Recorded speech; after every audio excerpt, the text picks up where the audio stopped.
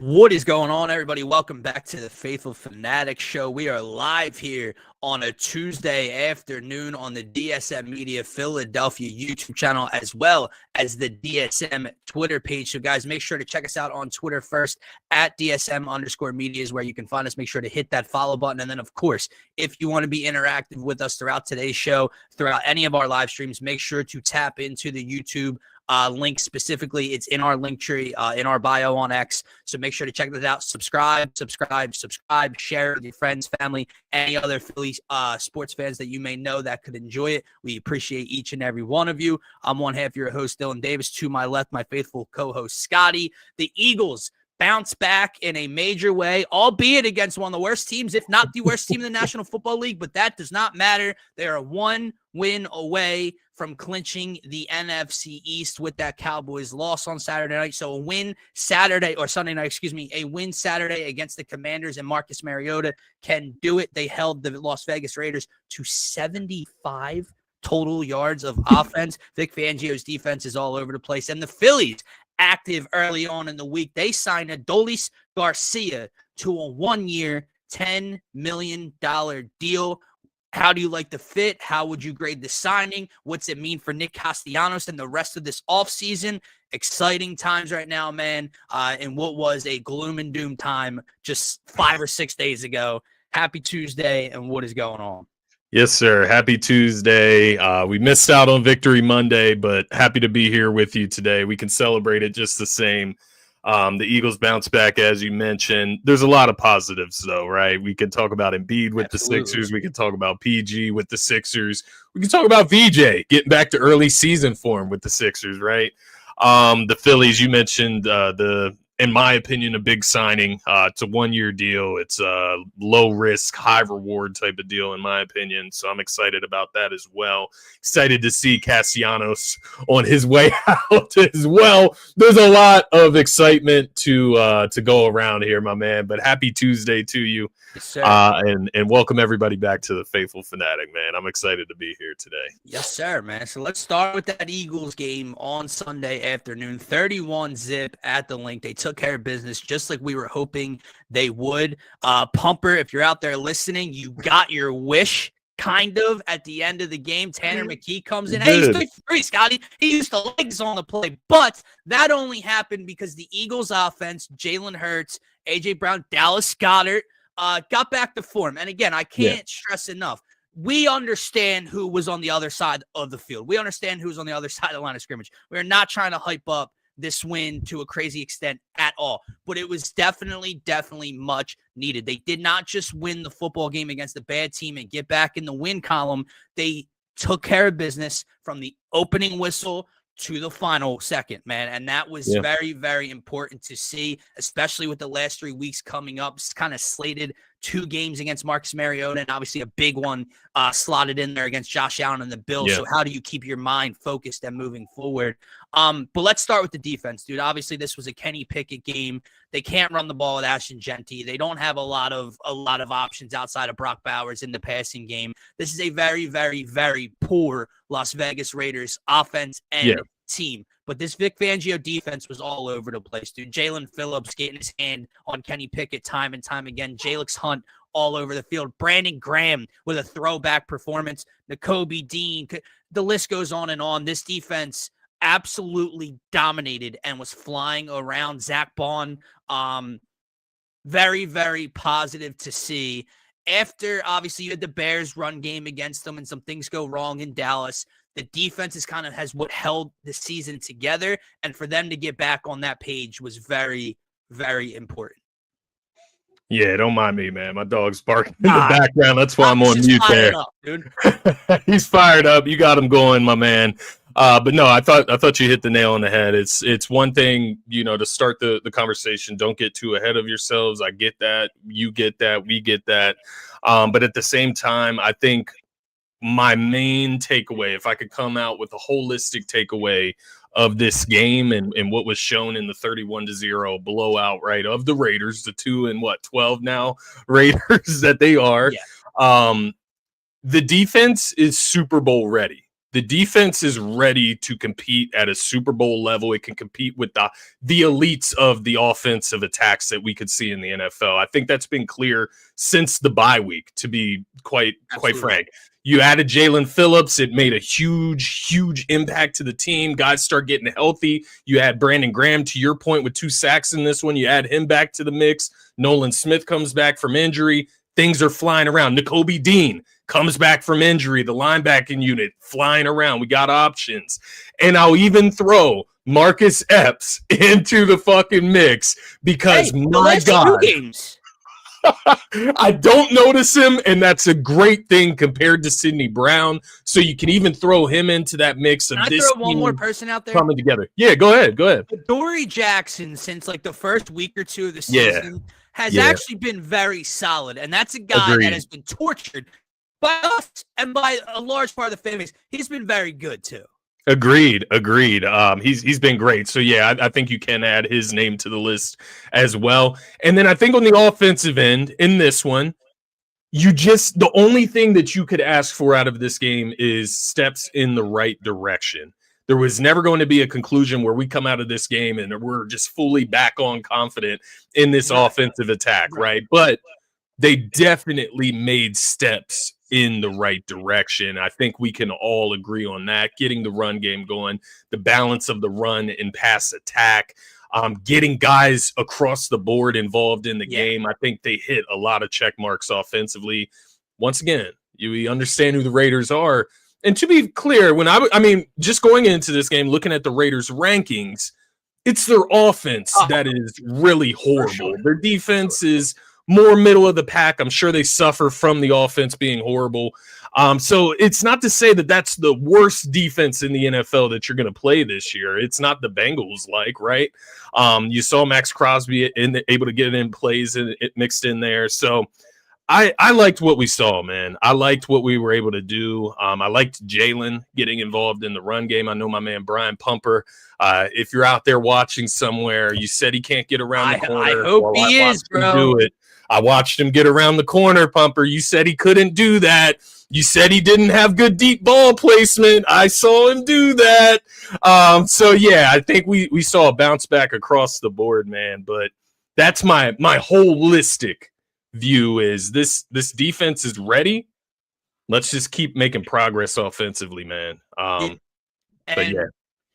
think offensively, I think they did a very good job of doing the small things right, getting back to that, while also, in a way, being a little bit more creative throughout the passing attack and how they simply lined up. They were under center a lot more. They threw from under center. They ran it. They bounced it out from under center a lot more. 3 penalties for 35 yards on the Eagles in this game. Only 3 on the Raiders as well. So it was a very clean game on both sides. Or just the officials just didn't care too much to step in. I don't know really what it was. But they were also 10 of 13 on third down conversion, Scotty. And that's huge. And maybe I'm misremembering what took place last Sunday, but it just felt like they were efficient on early downs, and they put themselves in position to succeed on third downs, third and shorts, etc., where it was either with the legs or a quick pass to a Smitty or to a guy to extend a drive. And that's something that they have not been doing, man. It's been a lot of 1st and 10 runs to Saquon, running straight into the line of scrimmage. And here we are. We're in a 2nd and 8, a 2nd and 9, a 2nd and long. That converts into a 3rd and long, and they've just been behind the chains over and over again. They didn't do that in this one. And then when I say creative, man, like I mentioned, being under center, doing things like that, you have the shovel pass to Goddard, the creativity there, getting him involved, using the middle of the field. But even the AJ touchdown, like that's a part of that's a route I don't know if I've seen AJ Brown run before this season. Yeah. Like during the season. Not enough, at least, right? Yeah, like not enough. To be noticeable. It was super efficient, obviously 12-15, 3 touchdowns through the air. It had like 157 rating.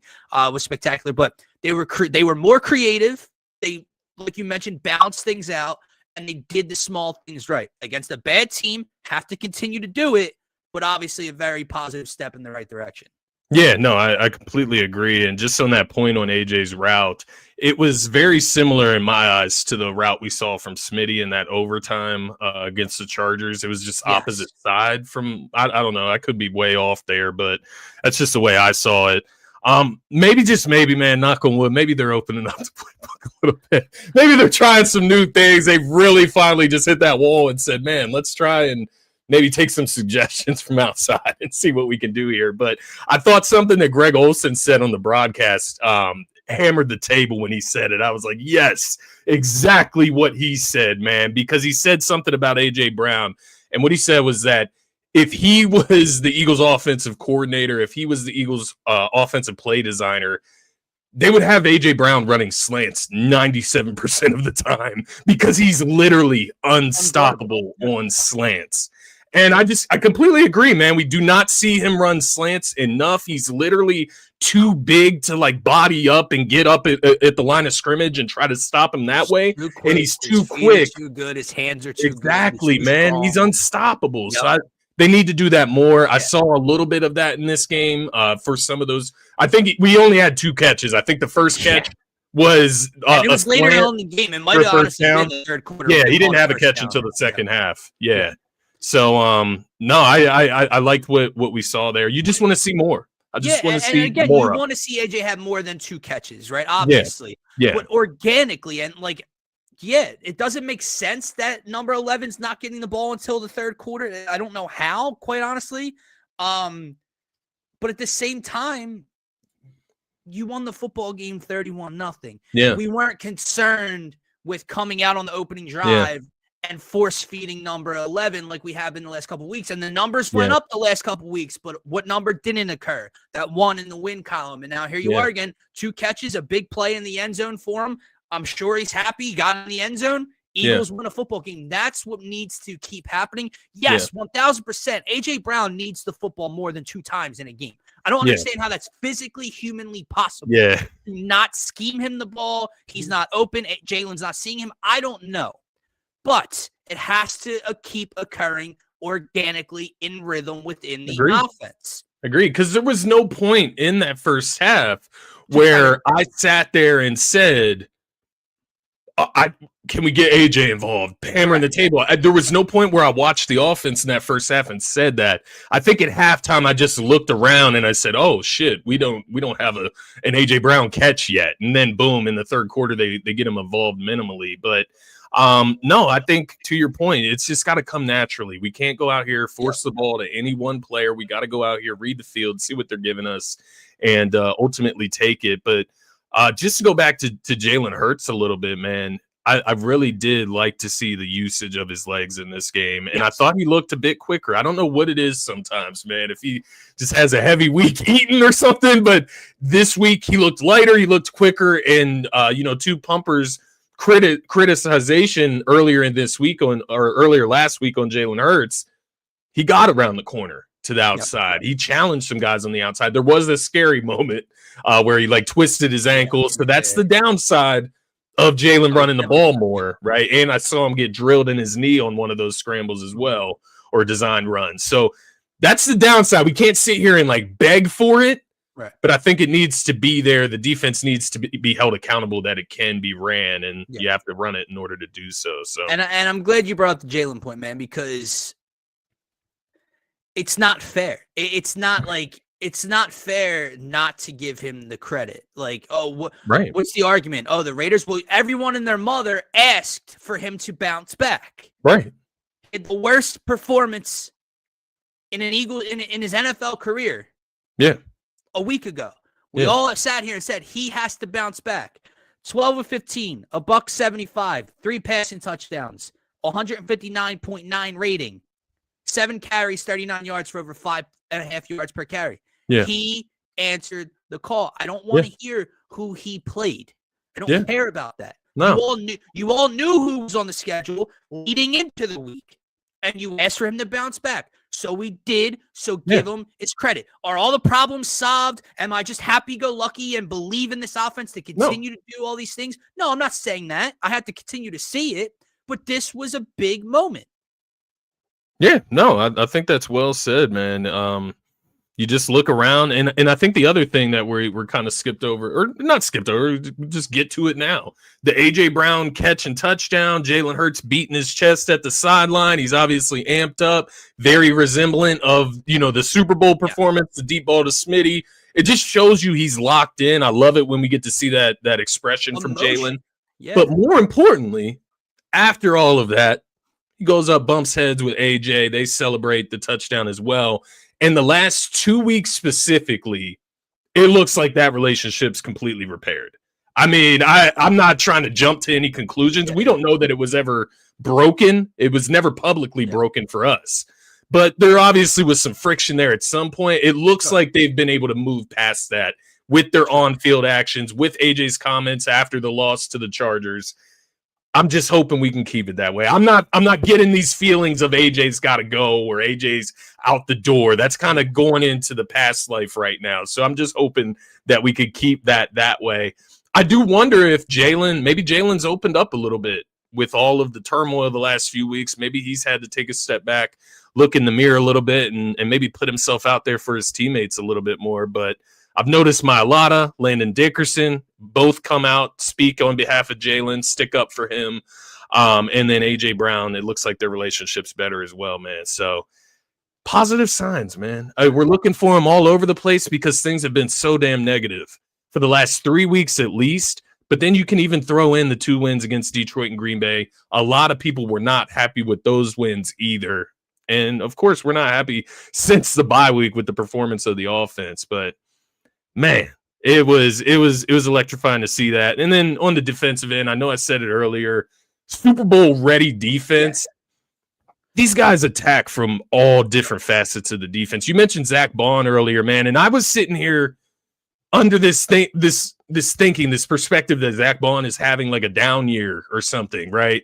Then I come out after this game, obviously gets the interception. He didn't have like a huge game, like getting involved tackling wise, but had the big interception. He's the only player in the NFL with 100 tackles, 3 sacks, and 3 turnovers forced this season. So he's playing some pretty elite linebacking football this season, even to my expectations that I thought he wasn't meeting.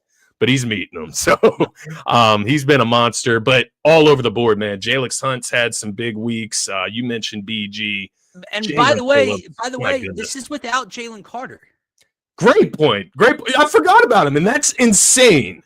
That's insane that I could forget about Jalen Carter, arguably the best player on the defense. So, look, man, and this is where things like kind of just come so ironic to me, because certain station who you can't even just take seriously at this point anymore, whether you listen to them or whether you see the clips on social media. We all know what the agenda is. It's to rage bait. It's to get views. It's to get clicks. It's to draw people in, to tell you you're an idiot because you don't really believe what you're saying. But after losing the third straight game, that just the motor, right? They're the voice of the fucking Eagles. And it's just the motor of this division of that this team isn't good enough. And the collapse is here and it's coming. And benching Jalen Hurts. And he's got one more game to prove it, or he's going to get benched for Tanner McKee. And then the same people, I've seen clips of Monday afternoon saying, Scotty,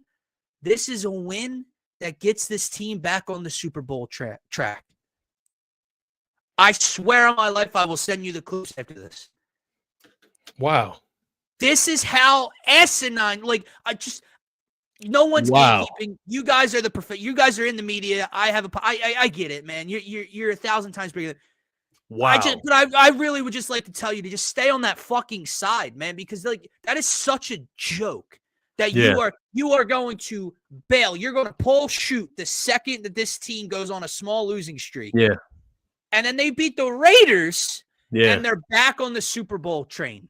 Yeah. That is so utterly ridiculous. So I agree, man. And I appreciate you drawing that line in the sand because the fan base drew that line in the sand after that. You could say after the second loss in reality. After the loss to the Cowboys, you could say it in reality. But specifically after that loss to the Chargers, Jalen has that game and everybody turned on number one.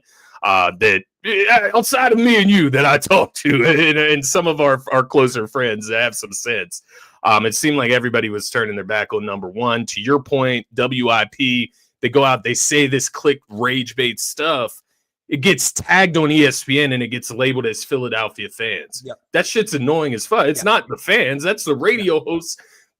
Joe Giglio from fucking New York. You know what I mean? Like, he's not the pulse of Eagles fans that to get that taken to ESPN on a national level. So it's just so annoying for part of the fan base and especially the radio in this town to just turn so quickly on the Super Bowl MVP. We only have 2 in the history of time because we only have 2 rings in the history of time.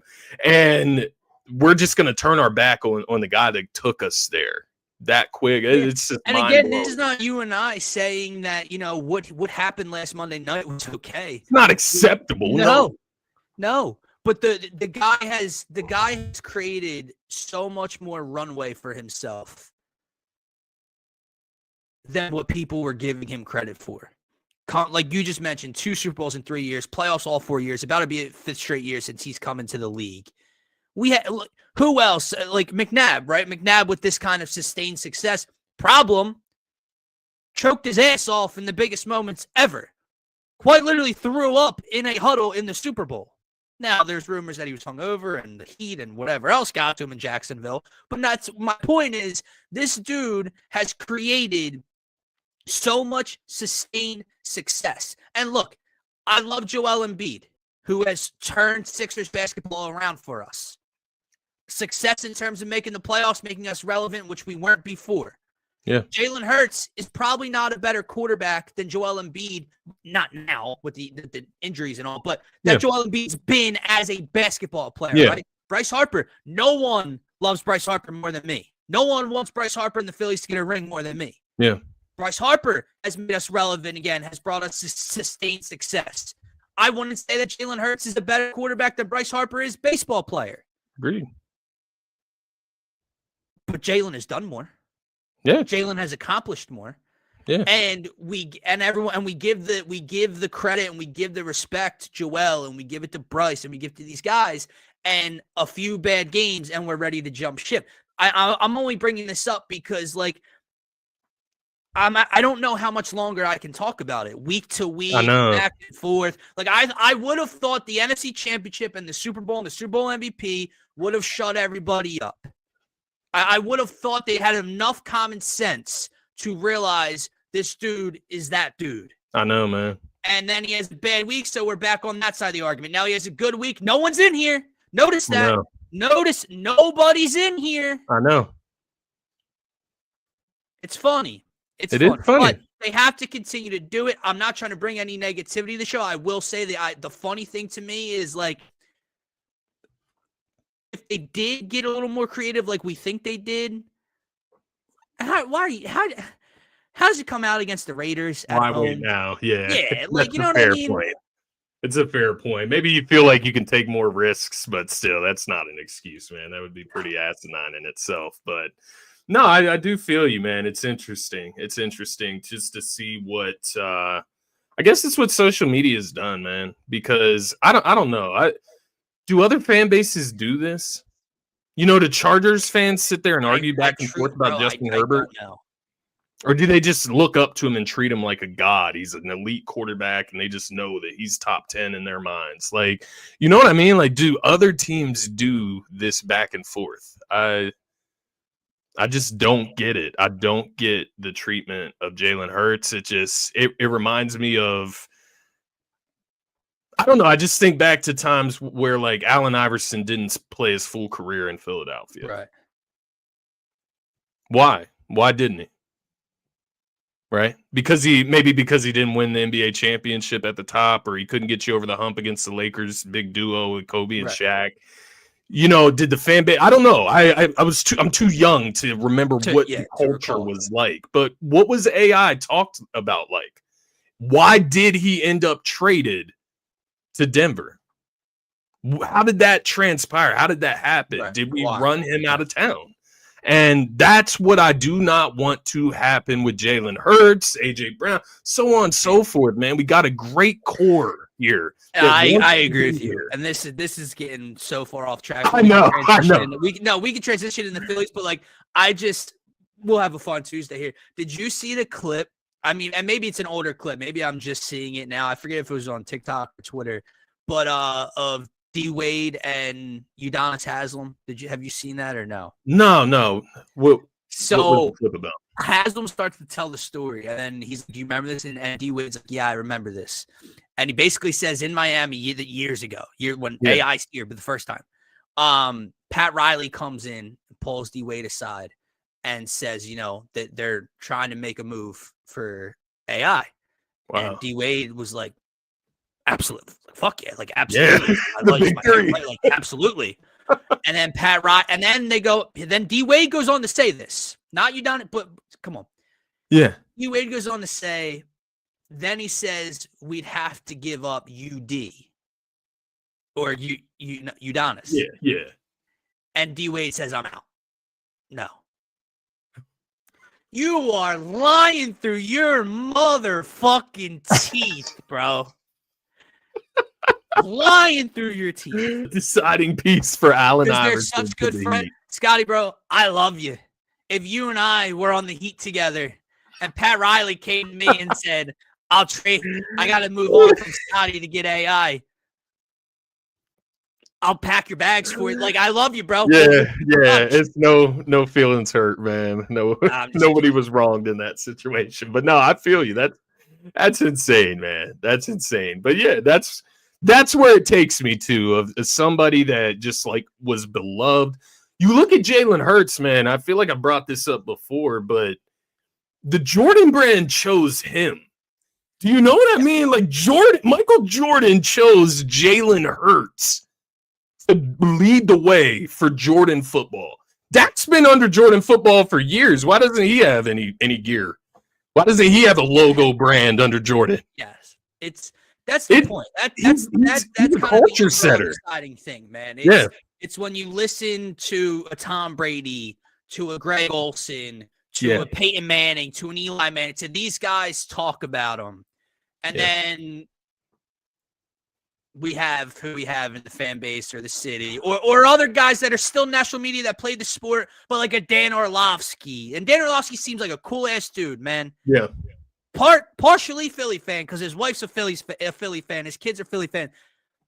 But like, it's disrespect, but I'm not trying to be disrespectful. Am I going to listen to Peyton Manning and Tom Brady talk about their opinion of Jalen Hurts, or am I going to listen to the backup that ran out of the back of the end zone for a safety before in the National Football League? Or Chase Daniel, who never was a starter. Like the guys that hate on Jalen Hurts. It's interesting when you really look at who are the guys that are doing. And I mean, one of the guys that hates on him, I think his name's Brian. I know. I texted you, brother. I know Brian was like erect. Excuse my language, man. Once Tanner McKee came in. Oh my God. When Tanner came in 3 for 3, are you kidding? And he used his legs. Oh my goodness. Oh boy. The cannon. No. Eagles bounce back in a major way, man. Let's get things back on track here. They bounce back in a major way. Commanders this Saturday at 5 p.m. A win. I believe this is the scenario laid out. Eagles with a win, clinch the NFC East. Cowboys lose, Eagles clinch the NFC East. Somehow Cowboys and Eagles tie, Eagles clinch the NFC East. So basically, if my understanding is the Eagles need a win or a Cowboys lost the rest of the way, and the division is theirs. I'd have to look at it real quick. I can only imagine, Scotty, the way that NFC West is shaping out. Yeah. Let me just make sure before I say something dumb here. The Rams and Seahawks play on Thursday. So that's right. Easy. Okay, so no, what I was going to say, so it's not completely dead because obviously the Bears are still there at 10-4 and you got the rest of that division. What I was about to say was it seems like we're going to be the 3 seed, but maybe not. They could, catch whoever wins the NFC North for that 2 seed potentially. So something to keep an eye on there. Bears obviously beat the shit out of the Browns in that game on Sunday. You got the Lions at 8-6, and you got the Packers at 9-4-1. Man, it looks like I'm going to be wrong, right? I made that prediction on Turf Talk that the Bears would not make the playoffs. Detroit 2 games behind Chicago now. They're on the outside of the playoff picture looking in. So it'll be interesting to see what happens. Carolina, 7-7.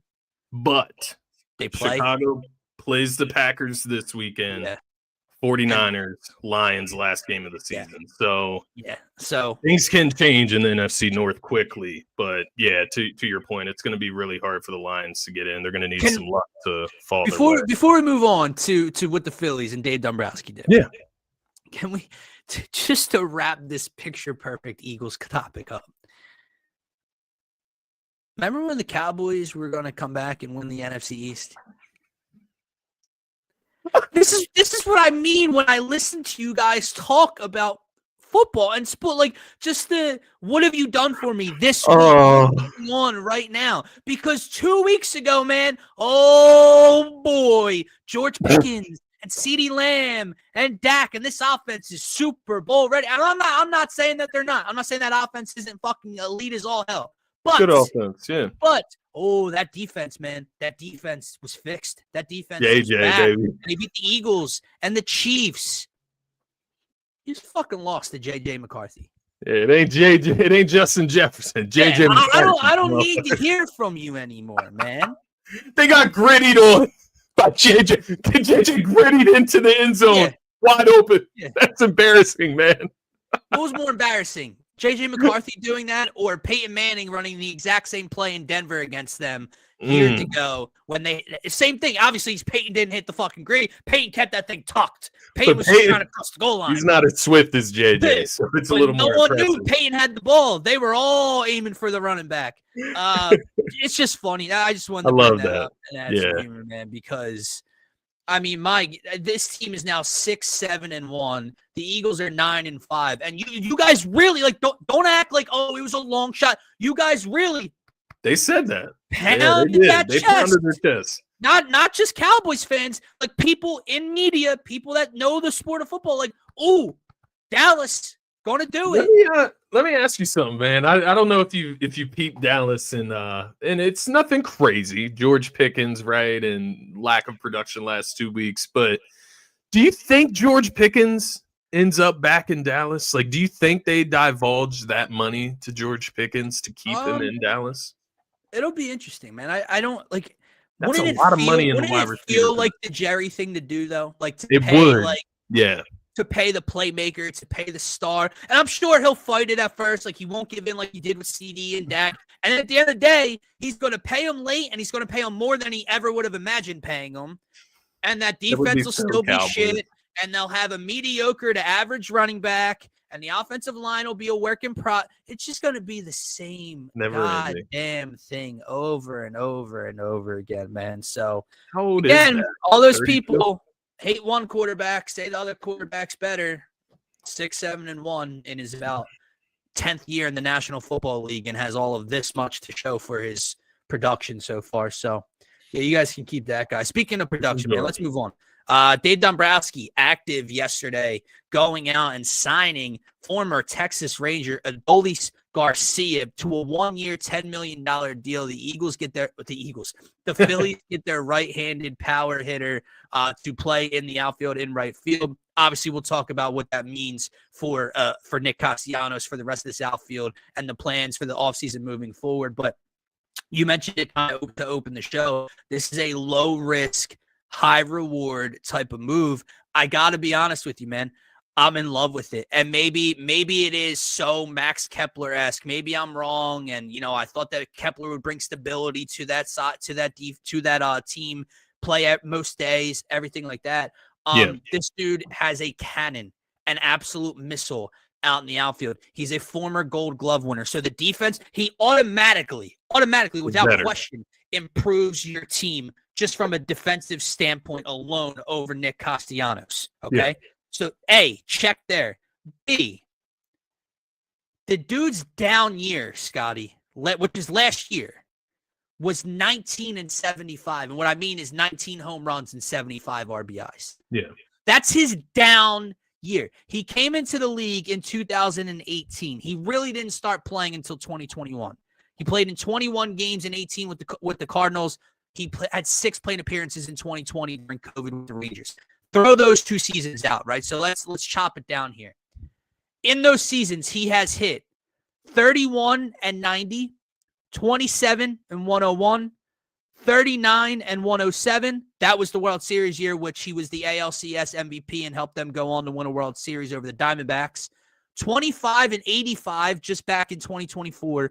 And then his down year was 19 and 75 last year for the Rangers, who obviously moved on from him during the offseason. Maybe the bat is just hitting a steady decline. Maybe that's what I was going to ask. Maybe it's the low risk point. Is there any indication as to why the down year occurred last year? Was it injury related? No. He played in 135 games. I don't know that it was that. Look, man, and sometimes guys just need a change of scenery. And the Rangers, haven't been good since, or too relevant since the World Series ring in 2023. But all right. So the argument isn't just last year. People said since 2023 he hasn't been the same. He had 25 and 85 and 24. Right. He's 32 years old. He's 32 years old, I believe. It's low. Like I said, 1 year, 10 mil. If it doesn't work out, it doesn't work out. I'm really, really hoping it does, because I think this dude can absolutely rake at Citizens Bank Park, man. Not only with that left field and left center wall, to where I think with that right-handed bat, he can absolutely hit piss missiles out of. Maybe I saw someone on MLB Network kind of talking about it, how he can kind of just change his approach and change his swing, because he doesn't have to be so pull happy at Citizens Bank Park compared to in Texas. With that, what's right field wall? 330 to the corner, right? 328 maybe to the corner. Right. He can use all angles. He can use all parts of the ballpark and still drive balls out of here. So maybe it changes things. Kevin Long, look, some guys work out with Kevin Long. Some guys have struggled with Kevin Long. He's kind of polarizing here in Philly. We'll see what he can do with them. I love the fit, man. Slide him right into anywhere from 4 to 6 in this lineup, 4-5 area. And, let's see how this thing plays out. I'm very excited about the acquisition. Yeah, no, I feel you, and I texted you when this went down. I remember this guy cranking in the postseason 2023, and the name stuck out to me. Obviously, when the rumor came up that the Phillies would be acquiring him, and I just agree with everything you said, man. You plug him in where Castellanos was last year, he's going to be better in the outfield, and for my money, he's going to be better at the plate. He has more danger that he brings to the approach that I like. And I've seen it talked about a lot. I don't know how serious it is, but getting some Latin into the clubhouse, I guess, was something that a lot of people wanted to see. Get these guys to let loose a little bit, I guess, is the idea there. But I like it all around, man. I like it all around, and I think more importantly, just get in that. Castellanos had his moments, but there were times where he was just a real loser. Yeah. And I'm excited to get that out of the clubhouse, man. Obviously, I'm excited to get that just leisure approach at the plate out of the clubhouse. And I think to that extent, if you just get a guy that tries hard and it remains focused, I think you're going to get a better guy than Castellanos to an extent, man. And listen, let's get this out there quickly for everybody. Yeah. He's not going to walk a lot, and he is going to swing and miss. He strikes out a decent amount. He's never hit for great average, right? Everyone, the down year, he had 227, 224 the year before that, 245 even in the ridiculous World Series year for them. His high is 250 back in 2022. He's never going to hit for ridiculous average. Yeah. So what are people going to look at, Scotty? They're going to look at, that's always the same issues with everybody in the Phillies lineup. We don't need another guy like that. Yes, they do. Yeah. They immediately need the right-handed power bat that we try to go after every trade deadline. And I loved Harrison Bader coming in here. And if they could somehow bring Bader back and run an outfield of Garcia, Bader, Crawford, and Marsh, I would be ecstatic for it. I doubt that's coming down the pipe now. But before that, Kepler's from the left side of the plate. You have Austin Hayes at the deadline. Marsh was a deadline acquisition. They've tried year in and year out to acquire a power bat at the deadline or a right-handed power bat at the deadline. It's always a thing of need for them. It hasn't panned out. this guy, look, man, even if he hits 235, 240 for you, if this dude can bounce back anywhere from the ball from 24 home runs and 80 some RBIs, that is just such a critical missing piece within the middle of this lineup. Like, let's just talk about two guys that have been sitting in the 4 or 5 of the Phillies in the postseason recently. One being JT Realmuto, who Dave Dombrowski just said there's no progress on. JT, obviously not that guy, right, from a power standpoint. Last year, 12 home runs, 52 RBIs, 14 and 47 the year before that. Alec Boehm, a guy who's always in there. Now, don't get me wrong. Boehm is a run-providing machine, right? Yeah. But what's been the issue with Boehm? Can he drive the gaps consistently enough? Can he hit for power? Last year, let's see, where is it? 11 home runs. The year before that, 15. 20 was his high in 2023. 13 before that, 7 before that. They have lacked the power from the right side of the plate that this guy can just bring at any moment, man. Like, that's what he's going to – maybe he's 1 for 4 every night. But might be good enough. Right. To be that difference maker, that power stroke in the middle of the lineup. And on top of it, the dude can field his ass off. Yeah. So sure up that right field, man. I'm all here for it. If you have any complaints, you another 32-year-old, can't have whatever, man. Like, go be Pally somewhere else. I'm not guaranteeing that this thing works out. I'm gonna sit here and say it's a 1 year, prove it, cheap deal for a guy that can hit with ridiculous pop, that has World Series championship experience just a few years ago, helped catapult his team to 1, who maybe needs a change of scenery. Just like Nick Castellanos might need a change of scenery. Yeah. That's what I'm going to hope plays out. No, I feel you completely. I did want to ask you, so you seem to have the Castellanos replacement in place now with Garcia. What's next in your eyes? Is it JT, get that contract done, get your catcher back, and then go from there? That's kind of where I'm at. I mean, look, one would have to assume, because remember the article I read the other day to you on the show where if they re-sign JT, that kind of takes them out of the running for anybody else, right? I doubt Garcia's $10 million not bringing JT back and moving on from Costi, because you're going to have to eat, I don't know how much of Costi's 20, 25 million, whatever he's due this year, regardless if you find a trade partner. So I don't know what the financial standpoint looks like right now. But obviously, bringing in an Adolis Garcia, one would assume, okay, Kyle Tucker, you're not going after. Cody Bellinger, you're probably not going after. That really leaves an Alex Bregman, like of the big name guys, right, on the market. Yeah. I think obviously Justin Crawford is a part of their plan this year, which is exciting but scary at the same time to expect this kid to come in and try to be a difference, be that guy on a championship contending team. I do think at this point, man, you have to try to bring JT back. No, and you know how I feel about JT at the plate quite often. Yeah. I can't wheel out Rafael Marchand. No better option. And the market just isn't there. Yeah. I agree, man. What are the numbers looking like for JT? Like, what is the contract length? What is he looking for? Is there any rumor? I think he's looking for a 3rd year, and I think we're probably floating out 2. I think that's what makes sense. I would say 2 as well. Like, that's the number that was in my head. This is from 54 minutes ago from Patrick Gordon. Dombrowski also said there's no movement on Realmuto or the catcher position compared to last week. So we'll see. They're going patient approach. I mean, we'll see. Like you said, we'll see how it plays out. So all right, so good start at least.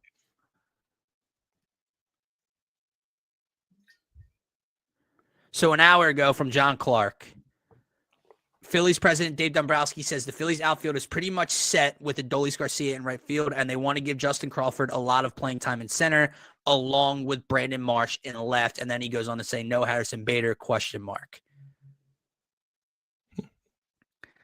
Makes sense. I mean, it is It'll a be different interesting, man. approach. It's a different approach with Crawford. I mean, Put it this way. on the youth Put it route. this way. Regardless of how enthusiastic I am of this signing, and I think it will work out a lot more than other people.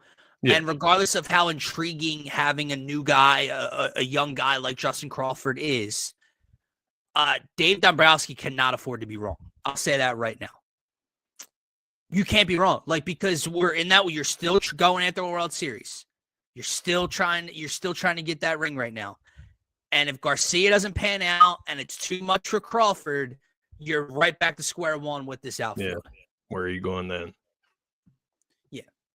But you almost have to take a flyer on somebody else to add to that crew. You can't just roll with those guys, obviously. Yeah. Harrison Bader coming back would be so huge, dude, but I just don't see it now at this point. I think, to your point, I think JT's next. I think they move on from Costi, whether via trade or just releasing them, and eating a lot of that money. Maybe it depends on how that plays out too, right? Like if they have to eat that or if they can actually move off of it decently, which I doubt. Let me ask you this, right? Because you've kind of been throwing things my way. I want to ask you your feeling on it, and if you think, I'm just trying to believe that the grass is greener, and maybe it's not, because I look at the two pieces of Stott and Bohm, and to me, like that, everyone keeps saying, "Oh, you can't run back, you can't run." To me, it's the Bohm part, right? I'm not giving up on the glove with the glove and the defense with Stott, and still the upside there and all that. The Bohm is where I would move on, and quite frankly, this sounds a little hard. I'm almost going to be a little disappointed if someone else isn't playing third base for the Phillies this year. Am I being too much on that standpoint?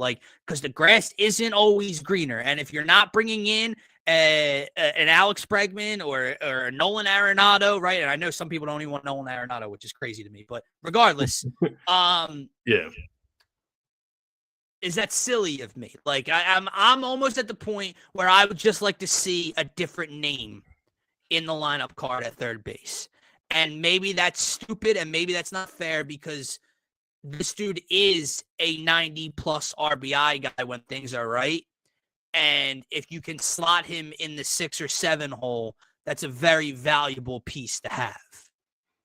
Yeah, no, I think you hit the nail on the head with what you said there. I think in a perfect world, you would like to move on from Castellanos and Bohm. I think they stick out from the group because they're the guys that have had poor attitudes at times as well when things aren't going the Phillies' way. And I think to that point, those guys stick out like sore thumbs. And so I think in an ideal world, if you can get some type of value for Bohm or move on from him in that way, I think to a lesser extent than a Castellanos, right? Like Castellanos is a guy he can't be here next year. Whereas Bohm, we could work our way back to accepting Bohm into the lineup if we have to going into next spring. So I think you hit the nail on the head with the way you laid it out. That is the right way to feel ultimately. I don't think you're wrong for wanting to see a new approach from that part of the lineup and just a new mindset, right? Because we've been going through these mental hiccups with Alec Bohm for years now, and it just seems to always pop up at some point in the season. So I think in a perfect world, first Castellanos, number 2 Alec Bohm would be the next one out the door, but at the same time, you don't want to undervalue him to the point where you're throwing him out for nothing. It's not that bad, right? We can still use him. I think Castellanos was approaching unusable, can't be in the lineup or the outfield. So, and like you mentioned, the attitude combined with everything and the way he would handle things publicly with reporters. But before that all started really going south, remember when he got sat down because of the way he spoke to Topper in the clubhouse or something? Yeah. Before that, he was Mr. Consistency, meaning he played every day basically since becoming a Philly. Yeah. And that has kind of stopped. Yeah, my bad. I completely ran past the time. But you're good. You're good. But so he's gone. He's as good as gone. And Bohm's just that next guy, right? And it's not just the attitudes, but with what come with the attitudes, man, is like whenever you're in a big spot and it's runners on the corners with one out or two, it just seems to be those two that hit into an ending double play or make Castellanos on the base pass at second base on the bunt play with Stott. Remember, against the Dodgers this last year, it just always seems to be one of them. And then it's the slamming of the helmet and it's the piss poor attitude that goes with it. And I can't do it, man. And nobody else is doing shit like that on the team. So yeah, it sticks out, and it's just not a good look. It's not what we want from a contender, man. You got to be mentally there. And to another extent, we can't afford those mental lapses. We saw what that could cost you in the postseason as well. Yeah. So it's nothing against, guys with mental health struggles or anything like that. But when you're competing at the highest level, you need guys that are calm, composed, and ready to go. And I don't think Castellanos and Bohm hit those marks. Castellanos gave us some big spots. Don't get me wrong, man. I'm not trying to full on disrespect him. Not like that. But it's time. It's time for sure. And it's run its I like course. The option. Yeah, it's run its course for sure. Yeah, that's a good way to put it.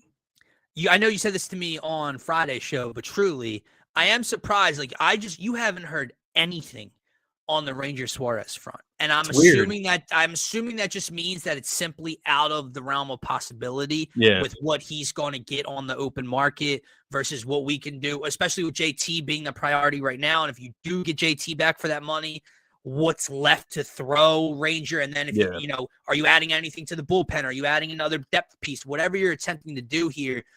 It's just weird. Like, you haven't heard any movement from him, like, on the market. Like, this team's interested, nothing. So, I don't know. It'll be fun to see kind of what goes. I hope he goes to the AL. Yeah. We're just like, really hope he goes to the AL. I just don't even want to see him that often, man, because I do love me some Ranger, but I understand. How do you view that? Like, where would your concern level be in giving him a hefty contract? Because I know he's had some injuries. He's had that's the thing. I don't think he's going to demand. I don't think he's going to get like some sort of ridiculous contract that we couldn't necessarily afford. I think it would just be like the last straw in terms of what we could throw out. And then you're just limiting yourself everywhere else at that point. Like, I could see Ranger getting like a 3-year, I don't know, 3-year deal with like 15 a year, 16, so somewhere in that market, like 3 years, 55 million for Ranger. I don't know. Maybe I'm way off base, but somewhere in that ballpark. And I don't know if they could provide that or not. So it just might not be the smartest move to do so, right? Like, to your point, if you need to add elsewhere, you just and at a certain point, man, from all the talk, I know he had his ups and downs in AAA and in the minors last year. At some point, like if it's time to bring Justin Crawford up, it's time to bring Andrew Painter up. That's what I'm thinking. And that's gotta be the next move, right? Because you're gonna run out Wheels, Sanchez, Luzardo. You do have Nola's still going to be around. I hate to break that to everybody that's going to be Mr. Negative about that. He's still there. It's a good thing at the end of the day. It's good to have Nola there, especially if Rangers going out the door. So I think Taiwan's still around. So they have depth, man. And they'll be strong there again. You get Alvarado back from the suspension to go along with Duran and Strom and everything in the bullpen. I'd like to probably add a piece in the bullpen. I truly don't know how Orion Kerkering bounces back in this city, but we'll see what ends up transpiring there. But that's going to be it for today's show, man. We will be live Thursday on the Turf Talk YouTube channel, breaking down what took place across the NFL and getting into some Seahawks and Rams Thursday night action. Big game, big time spot with with hefty playoff implications and seeding implications there. And then Friday afternoon, we'll be back. Sixers not back in action till Friday night with the NBA Cup finals going on tonight and everything. So more Sixers talk, more Phillies talk, hopefully, and damn sure more Eagles talk on Friday's show. Make sure to tap in, subscribe, follow, all that good stuff. We appreciate each and every one of you, and peace out. Peace, everybody.